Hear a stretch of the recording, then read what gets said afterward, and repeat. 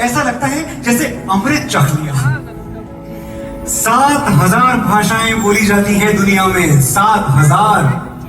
एक एक भाषा में हजारों लाखों शब्द, लेकिन कृष्ण से मीठा, कृष्ण से मधुर कोई शब्द न बोला जा सकता है, न लिखा जा सकता है, न सुना जा सकता है, न पढ़ा जा सकता है। अच्छा, अर्थ क्या है कृष्ण का? काला। कृष्ण यानी काला।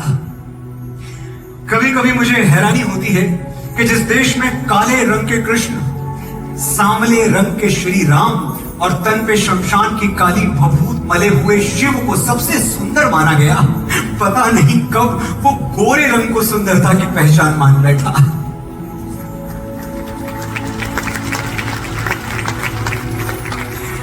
गोरा रंग सुंदर है, बहुत सुंदर है, लेकिन काला शाश्वत है, अलौकिक है, ईश्वरीय है। कृष्णा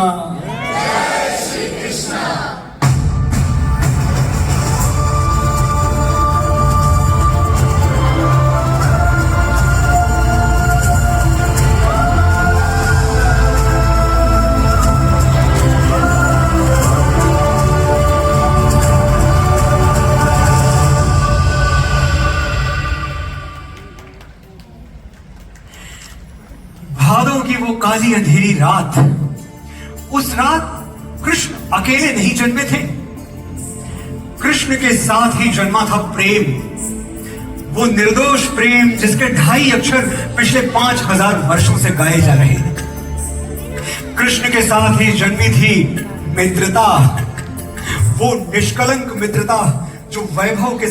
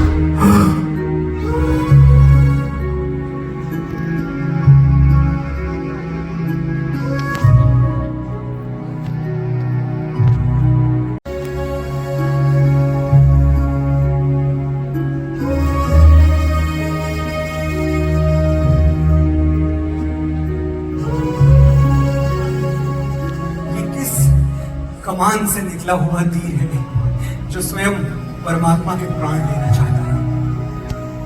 विश्व के रचनाकार क्या अपनी ही रची हुई धरती को त्याग रहे हैं? क्या ये कृष्ण की विदाई का पल है? क्या ईश्वर की मृत्यु संभव है? जो अजन्मा है वो मर सकता है क्या? सुना है दुनिया से जाते जाते एक बार आंखों के सामने पूरा जीवन घूम जाता है। भगवान श्री कृष्ण के सामने भी वो 125 वर्ष घूम रहे हैं जो उन्होंने इस धरती पर बिताए।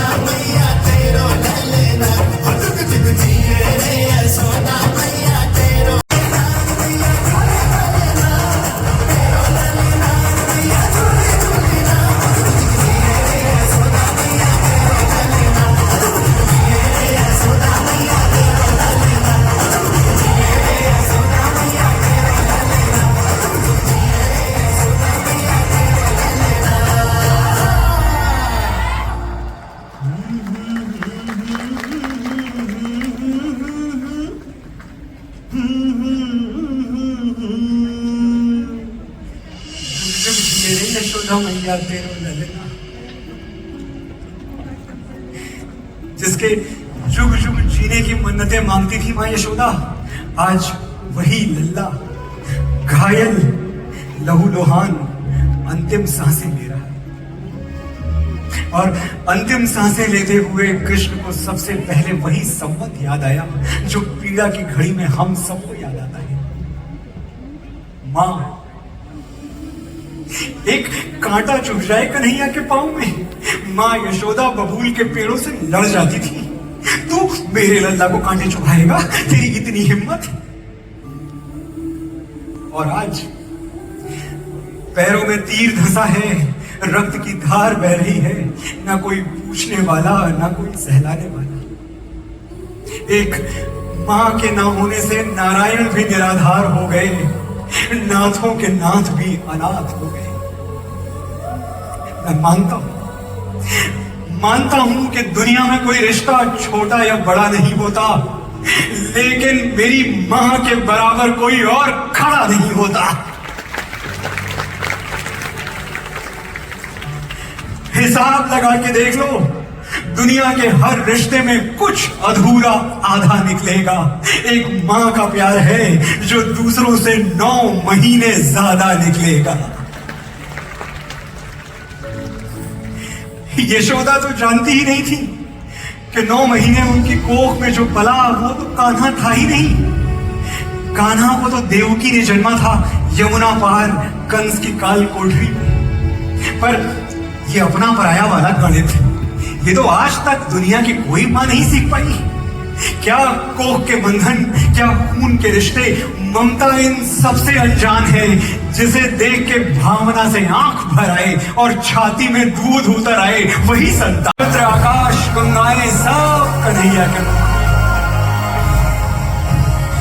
यशोदा भाव विभोर हो गई, आंखों से झरझर आंसू बहने लगे। ये कौन है? ये कौन है जो मुझे मां कह के बुलाता है? ये कौन है जो मुझसे डांट खाता है? ये कौन है जो मेरे बांधने से एक पेड़ में बंध जाता है? हे मेरे महादेव, कहीं ये साक्षात सच्चिदानंद तो नहीं? इन प्रश्नों के उत्तर तो बस वही दे सकता था जो मिट्टी खा के अब मार न खाने के बहाने सोच रहा था। ईश्वर की अवधारणा हर देश, हर संस्कृति में है। सबका ईश्वर विराट है, विशाल है, महान है, सबको नमन। लेकिन 7-8 बरस का नन्हा सा भगवान जो मटकियां तोड़ता है, माखन चुराता है और झूठ बोल के मां के हाथों मार खाता है, ऐसा निश्चल मासूम परमेश्वर तो हमारे सिवाय किसी और के पास नहीं है।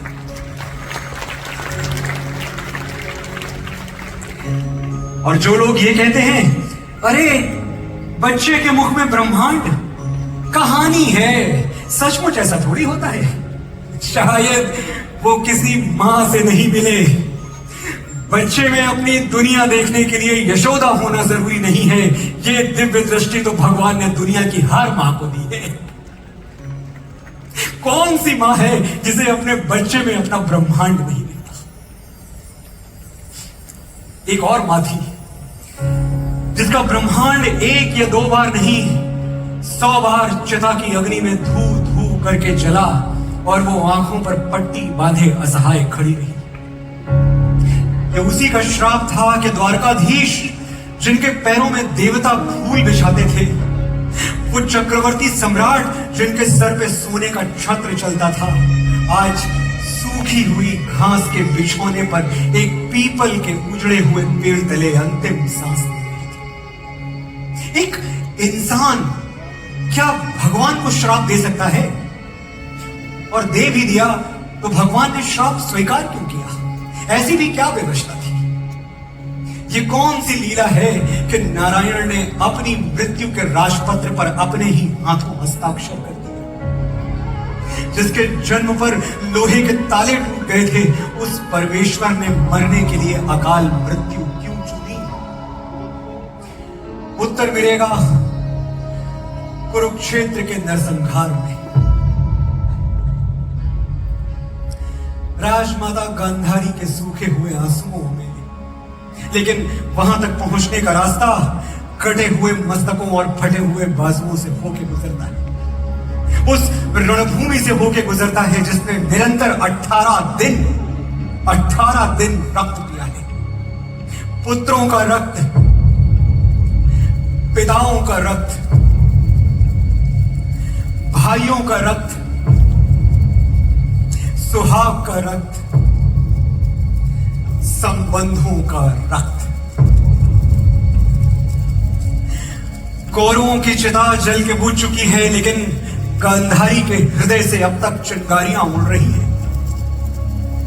चंदन की लकड़ियों पर दुशासन लेटा या दुर्योधन, चित्रसेन या विकर्ण, जली तो हर बार गांधारी।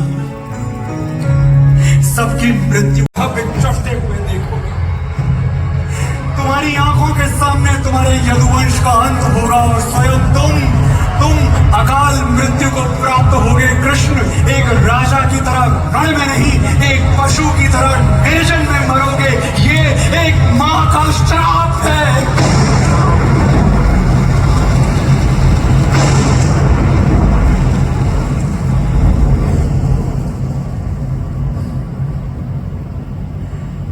गांधारी बोलती जा रही थी, कृष्ण सुनते जा रहे थे। स्थित प्रज्ञ, शांत, मौन, अविचल।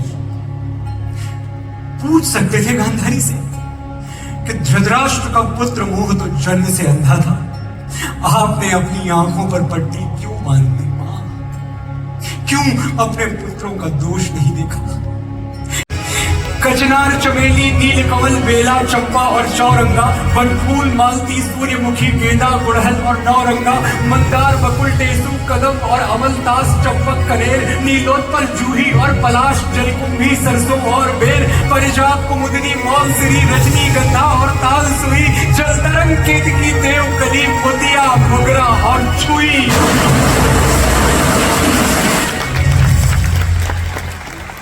आकाश के नीले मुखड़े पर चिंता के भाव उभर आए।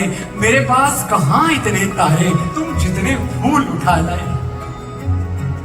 अपने हाथों से राधा का श्रृंगार किया कृष्ण ने, और राधा की अधखुली पलकें अपने मोहन से कहती रही, मुझे भंवरे जैसा प्यार मत करना कन्हैया।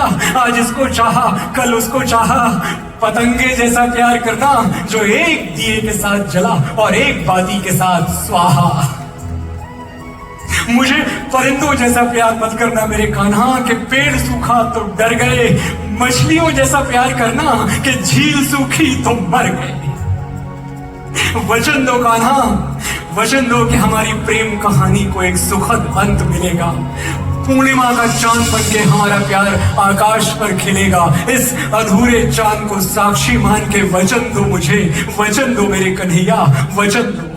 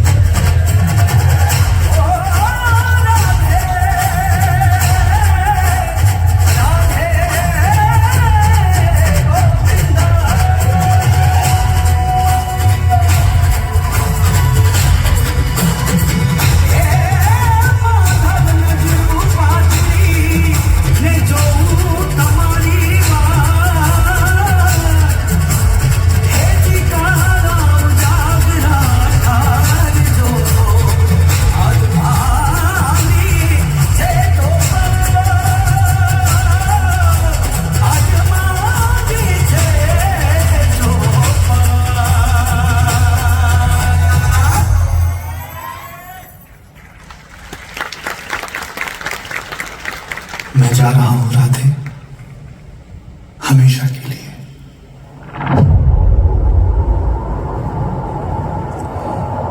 बरसाने की वो भोली भाली लड़की, वो कहां जानती थी कि उसने साक्षात महाप्रभु से प्रेम कर लिया है, और प्रभु को तो कोई नहीं मान सकता, प्रेम भी नहीं। तड़प उठी राधा। लोग कहते थे मुझसे, वो तो छलिया है राधा, उसका काम है छलना। तेरा प्रेम भी एक दिन छला जाएगा, तू रास्ते की तरह देखती रह जाएगी, वो मुसाफिर की तरह चला जाएगा।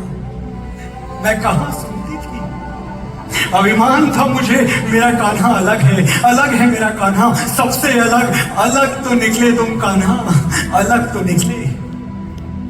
बालों में फूल टांगते टांगते सीने में कांटे छुपा दिए, हथेली पे 100 बरस के पतझड़ रख के मेरे सारे बसंत चुरा लिए। जमुना में तैरते हजारों दीपक एक फूंक में यूं बुझा दिए। अलग तो निकले तुम कान्हा। जाना चाहते हो जाओ, मैं रोकूंगी नहीं। बस एक बात बताते जाओ, भगवान होने के लिए पत्थर होना जरूरी है क्या?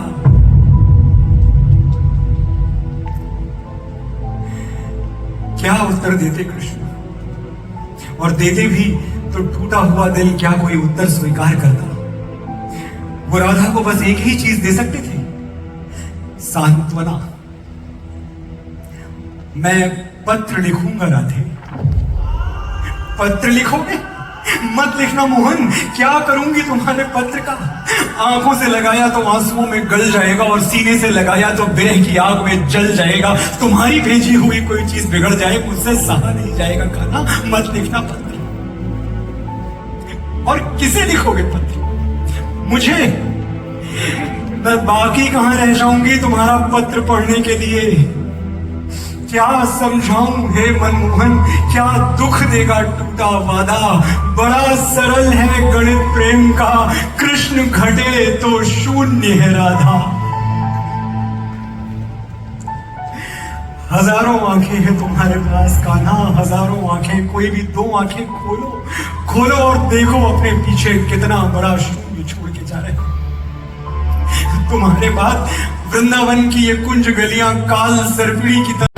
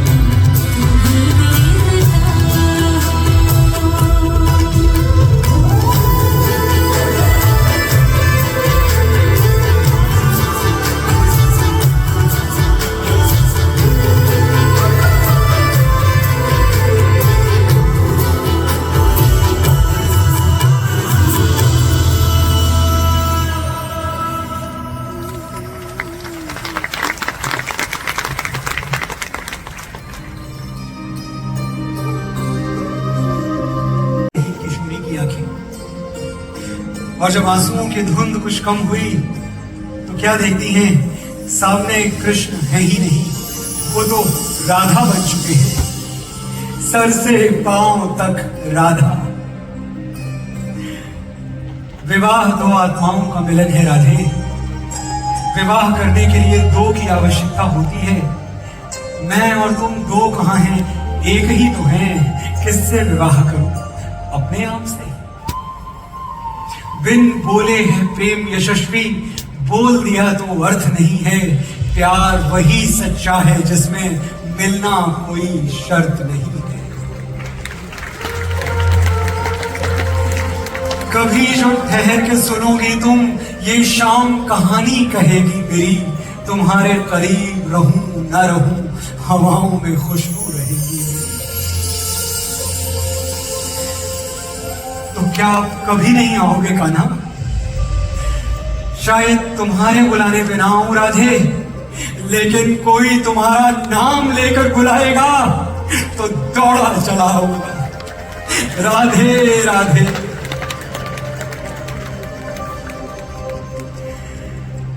जो अधूरा है वो जीवित है, जो पूरा हुआ वो मर गया। शायद इसीलिए कृष्ण ने अपना प्यार अधूरा रहने दिया। याद नहीं कहां सुना था, पर सुना था कहीं, राधा कृष्ण एक कैसे होते जब दो थे ही नहीं।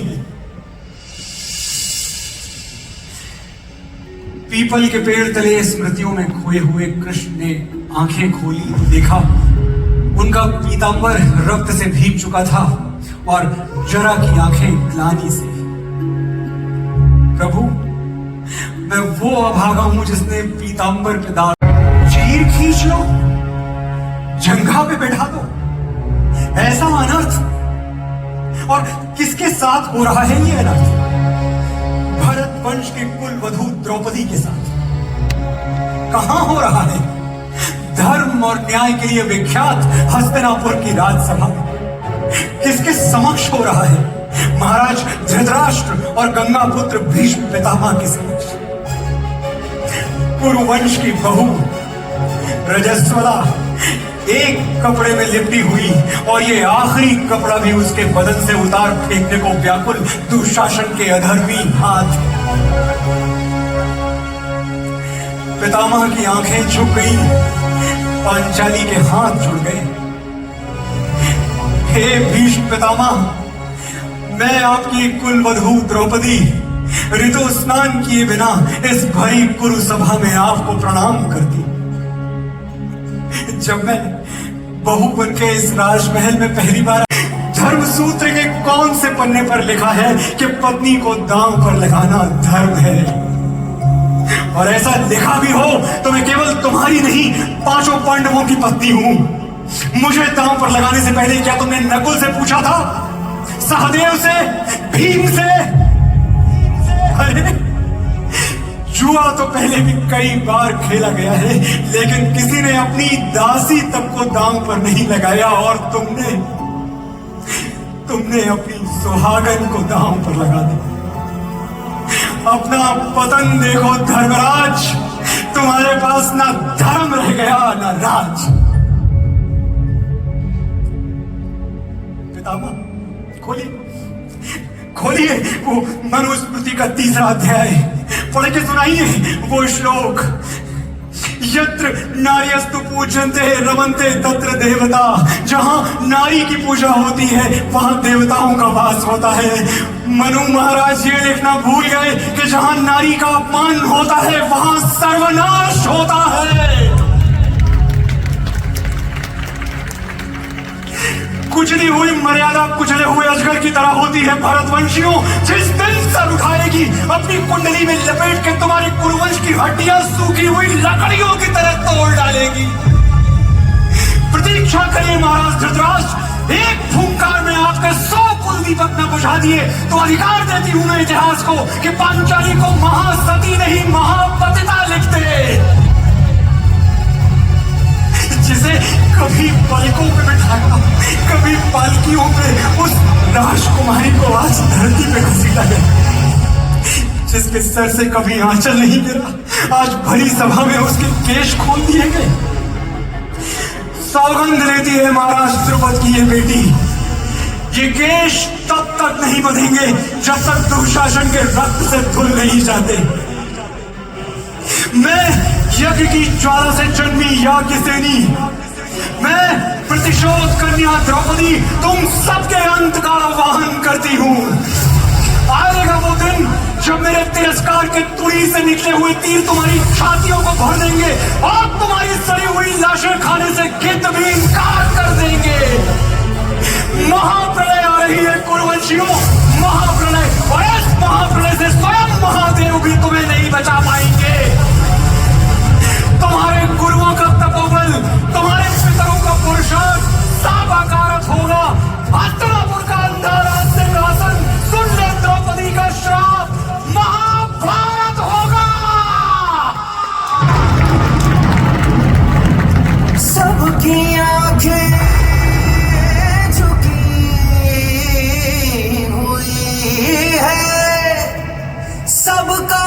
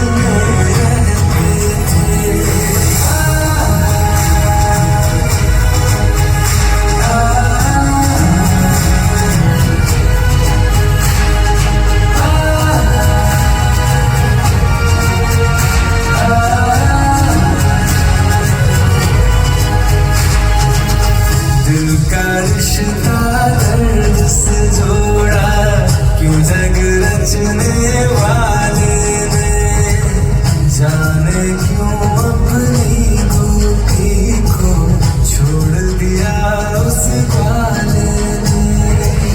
आज भी जमुना तट के बिखरे उस बिरहन के आंसू हैं, नदियां झरने पर हो गए सब राधा के आंसू हैं।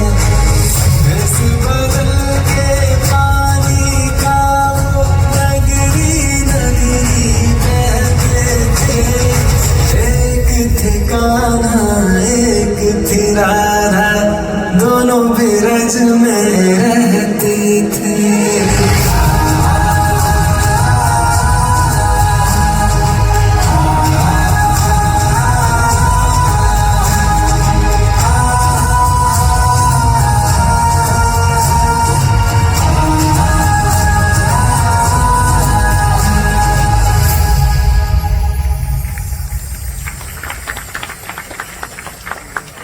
चौथे फेरे का वचन तो मेरा था ना, मुझे वो तो पूरा कर लेने देते।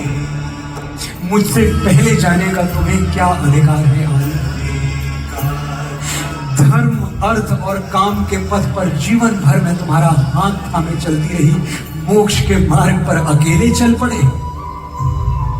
एक ही तो अभिमान था मुझे कि तुम पति हो मेरे पति, वरना सखा तो तुम द्रौपदी के थे और प्रेमी प्रेमी तो राधा के थे। एक बात बताओ नारायण, पत्नी अपना हृदय निकाल के पति की शैया पर बिछा दे, फिर भी वो प्रेमिका क्यों नहीं बन पाती? क्यों आने वाले युग तुम्हारे नाम के साथ राधा का नाम जोड़ेंगे, मेरा नहीं? राधा कृष्ण क्यों मेरे प्राण, रुक्मिणी कृष्ण क्यों नहीं? ये बोलती हुई आंखें जो आज कपिला में तैर रही हैं, 36 वर्ष पहले अगर कुरुक्षेत्र में होती तो शायद आज इन्हें कुछ कम शिकायत होती। कृष्ण ने अपना परिचय दिया था अर्जुन को और आने वाले युगों को। मैं ऋतुओं में वसंत और वृक्षों में पीपल हूं। मैं हाथियों में ऐरावत, पक्षियों में गरुड़, गायों में कामधेनु, नदियों में गंगा और स्त्रियों में रुक्मिणी हूं। धरती की सबसे श्रेष्ठ स्त्री माना था कृष्ण ने रुक्मिणी को। जैसे ऋतुओं में वसंत और नदियों में गंगा, वैसे ही स्त्रियों में रुक्मिणी। ये था केशव के मन में अपनी। यदि उस दिन मैंने दुशासन के हाथ तुम्हारी चीर से पहले रोक लिए होते तो याज्ञसेनी की आंखों में प्रतिशोध की वो ज्वाला कैसे उतरती जिसमें भस्म होना कौरवों की नियति है। तुम्हारी जिह्वा पर वो हलाहल विष कहां से आता जो धृतराष्ट्र के 100 पुत्रों को तक्षक की तरह डस ले और वो तड़प तड़प के प्राण दे। ये तिरस्कार तुम्हारे लिए जितना दुर्भाग्यपूर्ण था, आने वाले युगों के लिए उतना ही आवश्यक भी था मेरी सखी। इस धर्म युद्ध में विजय के लिए तुम्हारे पतियों का पराक्रम काफी नहीं है, तुम्हारी पीड़ा को भी उनके साथ लड़ना होगा। और मैं प्रधान हूं, राजधर्म का पालन कीजिए महाराज, लौटा दीजिए पांडवों को इंद्रप्रस्थ। दुर्योधन, चलो रख लो इंद्रप्रस्थ, रख लो हस्तिनापुर, सारे जनपद रख लो, सारे नगर रख लो। मैं पांडवों की ओर से 5 गांव मांग रहा हूं, सिर्फ 5 गांव।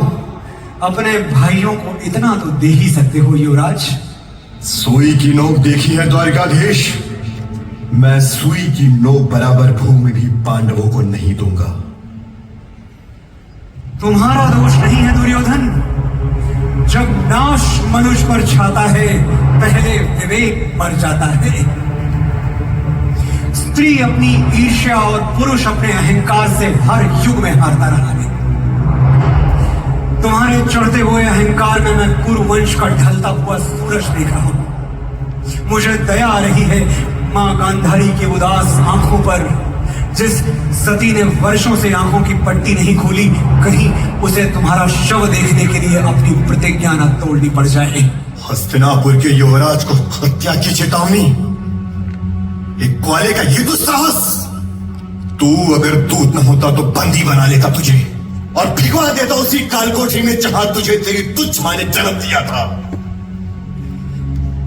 जन्म के साल भर बाद मनुष्य बोलना सीख जाता है, लेकिन कब, कहां, कितना और क्या बोलना है ये जीवन भर नहीं सीख पाता। मुझे बंदी बनाना चाहते हो युवराज, तो प्रतीक्षा किस बात की है? आगे बढ़ो, मैं भी तो देखूं ब्रह्मांड में कौन सी जंजीर है जो नारायण को बांध सकती है। हरि ने भीषण हुंकार किया, अपना स्वरूप विस्तार किया, डगमग डगमग दिग्गज डोले, भगवान कुपित होकर बोले, जंजीर बढ़ाकर साध मुझे, हाँ हाँ दुर्योधन बांध मुझे। ये देख गगन मुझ में लय है, ये देख पवन मुझ में लय है, मुझ में विलीन झंकार सकल, मुझ में लय है संसार सकल, अमरत्व फूलता है मुझ में, संघार झूलता है मुझ में, जगहों तो दृश्य अकांड देख, मुझ में सारा ब्रह्मांड देख। उदयाचल मेरा दीप्त भाल, भूमंडल वक्षस्थल विशाल, भुज परिधि बंद को घेरे हैं, मैनाक मेरु पग मेरे हैं। अंबर में कुंतल चाल देख, पद के नीचे पाताल देख, मुट्ठी में तीनों काल देख, मेरा स्वरूप विकराल देख। सब जन्म मुझी से पाते हैं, फिर लौट मुझी में आते हैं। ये देख जगत का आदि सृजन, यह देख महाभारत का रण, मृतकों से पटी हुई तू है, पहचान पहचान कहां इनमें तू है।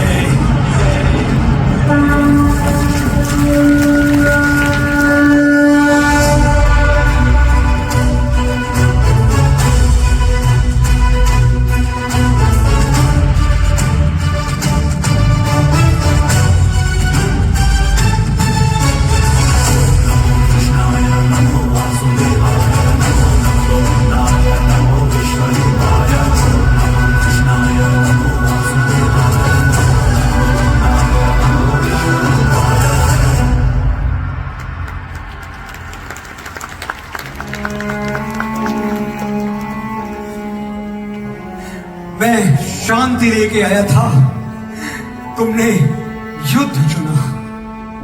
मैं धर्म लेके आया था, तुमने अधर्म चुना। मैं संधि लेके आया था, तुमने सर्वनाश चुना। जीवन के बदले मृत्यु तुमने चुनी और विडंबना देखो, तुम्हारे चुनाव के लिए इतिहास मुझे उत्तरदायी ठहराएगा। मैं देख रहा हूं महाराज, 100 विधवाएं कुरुक्षेत्र में अपनी चूड़ियां तोड़ रही हैं। एक मां 100 बार चिता में जल के भी जीवित रहने को श्रापित है, और एक पिता जिसने 100 पुत्र जन्मे थे 4 कंधों। शोभा यात्राएं देख ली हस्तिनापुर ने, अब शव यात्राओं की बारी है। तैयारी कीजिए महाराज धृतराष्ट्र, तैयारी कीजिए।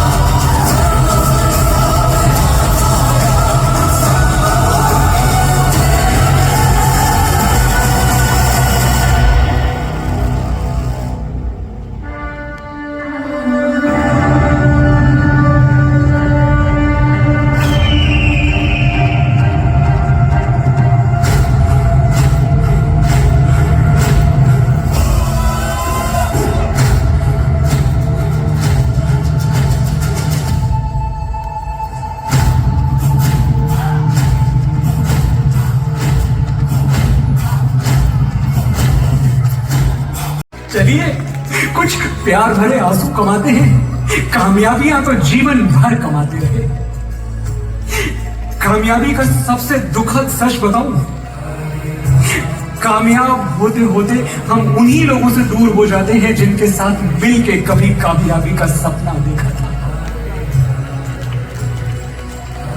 धन वैभव तो जीवन भर कमाते रहे, मुकुट जो हमने जीते हैं, जो धन हमने कमाया है, ये वैभव जो जुटाया है, महल जो ये बनाया है, ये प्रतिमाएं हैं शीशे की, कभी तो टूट जाएंगी।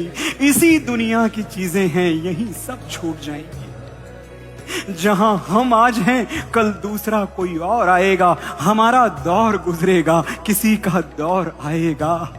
वही पाएगा मुक्ति जो समझिए मर्म जाएगा। अगर कुछ साथ जाएगा तो बस सत्कर्म जाएगा।